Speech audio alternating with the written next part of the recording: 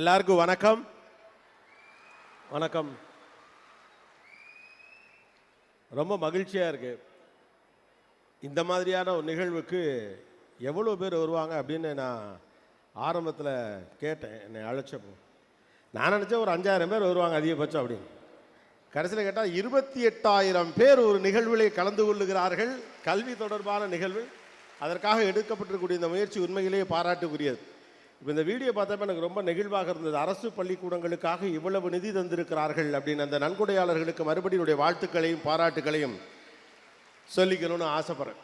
அடுத்ததா, இது பெற்றோர்களை ஒருங்கிணைக்கக்கூடிய, பெற்றோர்களுக்கு கொண்டாடக்கூடிய நிகழ்வு என்றாலும் கூட ரொம்ப நாளாக நிறைய டீச்சர்ஸ் இருக்கக்கூடிய ஒரு அரங்கில் அவங்களுக்கு ஒரு நன்றி தெரிவிக்கணும்னு எனக்கு ஒரு ஆசை உண்டு. அரசு பள்ளி ஆசிரியர்களுக்கு குறிப்பாக எல்லா ஆசிரியர்களுக்கும் நன்றி தெரிவிக்கணும் அப்படின்னாலும் கூட இந்த நிகழ்ச்சிகளில் கல்வி தொடர்பாக அடிக்கடி சில நிகழ்ச்சிகள் நடத்தப்படுவது உண்டு. அப்போது ஏழை மாணவர்களுடைய சிரமங்கள் பற்றி பேசுகிற போதெல்லாம் கடைசியில் எப்படி படித்தப்பா அப்படின்னு கேட்டால், எங்கள் சார் எனக்கு ட்ரெஸ் எடுத்து கொடுத்தாரு, எங்கள் டீச்சர் எனக்கு புக்கு வாங்கி கொடுத்தாங்க, எங்கள் டீச்சர் அவங்க வீட்டில் தங்கி எனக்கு சாப்பாடு போட்டு படிக்க சொன்னாங்க அப்படின்னு.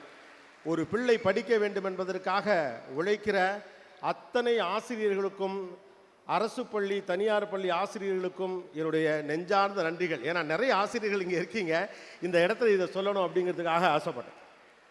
ரெண்டாவது, ஒரு பக்கம் நல்லா படிக்கட்டும், அதுக்கான ஏற்பாடுகளை செய்வோம் அப்படிங்கிறது மட்டும் இல்லாமல் எல்லோரையும் ஒருங்கிணைத்து இந்த விஷயங்களை கொண்டு சேர்க்க வேண்டும் என்று எடுக்கப்பட்டிருக்கக்கூடிய இந்த முயற்சிக்கு என்னுடைய பெரும் பாராட்டுகள். எனக்கு ஒரு அரை மணி நேரம் கொடுக்கப்பட்டிருக்கிறது. அதில் எனக்கு தெரிந்த சில விஷயங்களை உங்களோட ஷேர் பண்ணிக்கணும் அப்படின்னு ஆசைப்படுறேன்.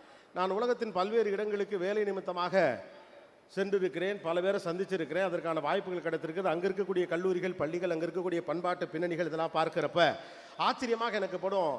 நம்ம ஊரில் மட்டும் எப்படி இவ்வளவு தூரம் பிள்ளைகளுக்காக ஒரு தியாக வாழ்க்கையை வாழ்கிறானுவோ அப்படின்னு எனக்கு ரொம்ப ஆச்சரியமாக இருக்கும். காலம் முழுக்க பிள்ளைகளுக்காகவே வாழ்ந்து, காலம் முழுக்க பிள்ளைகளின் படிப்புக்காகவும் பிள்ளைகளுடைய வாழ்க்கைக்காகவும் உழைத்து உழைத்து தனக்கு ஒன்றும் சேர்க்காமல் உடம்புல வியாதியை மட்டும் விட்டுட்டு கடைசி வரைக்கும் பிள்ளை நல்லா இருந்தால் போதுன்னு அவனுக்காக காணி நிலமாவது சேர்த்து வச்சுட்டு சாகன்னு நினைக்கக்கூடிய பெற்றோர்கள் இருக்கிற ஒரு ஊர் இந்த ஊர் ஒன்று. ரெண்டாவது, உசிரே போனாலும் சேர்த்தேன் புள்ளை எப்படியா படிக்க வச்சுக்கணும்டா, படிக்க வச்சா புள்ள பொழைச்சிக்கும்னு நம்புறது இருக்குல்ல, அந்த நம்பிக்கை தான் நம்மளை இந்த அளவுக்கு தூக்கி கொண்டாந்து நிறுத்திருக்கு. படிக்க வச்சிடணும் எப்படியாவது. ஆனால் இந்த எல்லா டெடிக்கேஷனுக்கு பின்னால் நம்ம கூடுதலாக கவனிக்கப்பட வேண்டிய ஒரு காலகட்டத்திற்கு வந்திருக்கிறோமோ அப்படி என்று தோணுது. ரொம்ப டெடிக்கேட்டடாக இருக்கும், ரொம்ப தியாக உணர்வோடு இருக்கும். நம்முடைய பணத்தினுடைய பெரும்பகுதியை பிள்ளைகளுடைய படிப்புக்காக செலவு செய்கிறோம். அவர்கள் தங்களுடைய வாழ்க்கையில் அடுத்த கட்டத்தை நோக்கி நகர வேண்டும் என்பதற்காக தொடர்ச்சியாக உழைத்துக் கொண்டிருக்கிறோம். நான் பட்ட சிரமம் எதையும் என்னுடைய பிள்ளை படக்கூடாது என்பதற்காக பிள்ளைகளை பற்றி எப்போதும் கவனித்துக் கொண்டிருக்கிறோம். ஆனால் ஆழ்ந்து கவனிக்கிறோமா என்று ஒரு பெரிய கேள்வி இருக்கிறது. சமீப காலமாக பிள்ளைகள் மீது வைக்கக்கூடிய, குறிப்பாக இந்த 2K கிட்ஸ் மேலே வைக்கக்கூடிய பெரிய குற்றச்சாட்டு, இந்த தலைமுறை பிள்ளைகளே இப்படி தான், இவங்க ரொம்ப மோசம், இவங்க சரியில்லை, நாங்கள்லாம் எங்கள் காலத்தில் எப்படி இருந்தோம் தெரியுமா, இந்த காலத்து பிள்ளைங்கள்லாம் மோசமாக இருக்கானுங்க, இவங்கள்ட்ட ஒழுக்கம் இல்லை, அல்லது பொறுப்பாக இல்லை, சரியாக படிப்பதில்லை, தான் தோண்டித்தனமாக இருக்கிறார்கள், தவறுகள் செய்கிறார்கள். ஆக்சுவலாக உங்களுக்கு முந்தைய தலைமுறை உங்களை பற்றி தான் சொன்னிச்சு. இன்றைக்கி 40 வயசில் உட்காந்துருக்கவங்க எல்லாரும் உங்களுக்கு முந்தின தலைமுறை என்ன சொன்னிச்சுன்னா, நாங்கள்லாம் அந்த காலத்தில் எப்படி இருந்தோம் தெரியுமா, நீங்கள்லாம் பொறுப்பு இல்லாமல் இருக்கிறீர்கள், நாங்களெல்லாம் அம்மா அப்பா பேச்சா அப்படி கேட்டோம். ஆக்சுவலாக அம்மா அப்பா பேச்சை முன்ன விட கூடுதலாக பிள்ளைகள் இப்போ தான் கேட்குறாங்க. பிரச்சனை என்னன்னா, அம்மா அப்பாக்கள் முன்ன மாதிரி சொல்கிறது கிடையாது. அதுதான் ப்ராப்ளம். ஒரு பிள்ளையோடு உரையாடுவது எப்படி என்பதே தெரியாத அளவிற்கு பெரும் குழப்பத்திற்குள் நாம் சிக்கி தவித்துக் கொண்டிருக்கிறோம். அதான் பிரச்சனை. நான் என்ன வேணாலும் பண்ணுவேன், என்னுடைய பிள்ளை மட்டும் மிகச் சரியாக இருக்க வேண்டும் என்று ஒரு வீட்டுக்கு நினைக்க ஆரம்பிச்சிச்சுன்னா அந்த வீட்டில் பிள்ளை சரியாக வளராது. ஒரு வீட்டில் 2 விதிகள் இருப்பதற்கு வாய்ப்பே கிடையாது. தந்தை என்ன செய்கிறாரோ பிள்ளை அதை செய்யும், தாய் என்ன செய்கிறாரோ பிள்ளை அதை செய்யும். நான் அதை செய்வேன், நீ அதை செய்யக்கூடாது என்று சொல்லலாம் முடியாது. வெறும் அதிகாரத்தின் வழியாக பிள்ளைகளை வழிநடத்த முடியும் என்று நீங்கள் ஆசைப்பட்டால் அந்த தலைமுறைக்கான காலம் முடிந்து விட்டது என்ற யதார்த்தத்தை நீங்கள் புரிந்து கொள்ள வேண்டும்.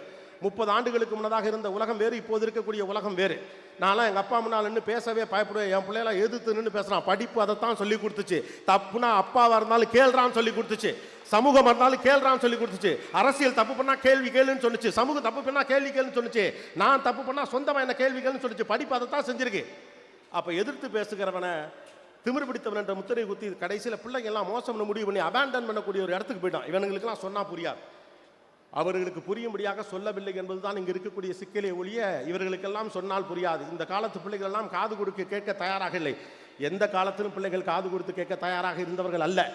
இப்போல்லாம் உங்களுக்கு 45 வயசு ஆகிட்டதுனால பாலியத்தில் நீங்கள்லாம் என்னெல்லாம் பண்ணுங்கிற விவரம்லாம் எங்களுக்கு தெரியாது. நீங்களாம் நினச்சிக்கிட்டுலாம் இருக்க வேண்டாம். திருநெல்வேலி பஜாரில் நீங்கள் என்ன பண்ணியிருக்கீங்க, தென்காசியில் என்ன பண்ணினீங்க, எல்லாரும் உங்கள் வயசில் என்ன பண்ணீங்கன்னு எங்கள் எல்லாருக்கும் தெரியும். எங்கள் தாத்தா பாட்டிகள் சொன்ன கதைகள் போக எங்களுக்கும் இருக்கக்கூடிய தகவல்கள் என்று ஒன்று இருக்கிறது. But the one thing is, அது ஒரு வயசு அப்படித்தான். பசங்களை ரொம்ப சப்போர்ட் பண்ணேன் அப்படின்னு நினைக்க வேண்டாம். இங்கே வந்து பசங்களாம் கிடையாது, முழுக்க முழுக்க பெற்றோர்கள் தான் இருக்கிறீங்க. அப்போ பசங்களை சப்போர்ட் பண்ணி பேசுகிறோம்னா பசங்க இருக்கையில் சப்போர்ட் பண்ணால் தான் கைத்து கிடைக்கும். அதை பற்றிலாம் நான் கவலைப்பட்டது கிடையாது. இருக்கிறவர்களுக்கு என்ன சொல்ல வேண்டுமோ என் மனசாட்சிக்கு உட்பட்டது உங்களை சொல்லணும் அப்படின்னு மட்டும்தான் நான் நினைப்பேன். அப்போ பிள்ளைகளை அபேண்ட்மென்ட் பண்ணக்கூடிய கைவிடக்கூடிய போக்கு இருக்குல்ல, அதுதான் இப்போது பெரும் சிக்கல். பிள்ளைகள் தொடர்ச்சியாக கைவிடப்பட்டு கொண்டிருக்கிறார்கள். உங்கள் காலகட்டத்தில் நீங்கள் சந்தித்த பிரச்சனைகள் அல்ல இப்போது பிள்ளைகள் சந்திக்கக்கூடிய பிரச்சனைகள். நீங்கள் சந்தித்த இஷ்யூஸை இப்போ பிள்ளைகள் சந்திக்கல, இவர்கள் வேறு மாதிரியான பிரச்சனைகள் சந்தித்துக் கொண்டு இருக்கிறார்கள். இந்த காலம் தந்திருக்கக்கூடிய சிக்கல்கள் என்பது வேறு. நாங்கள்லாம் பொறுப்பாக படித்தோம் இல்லை.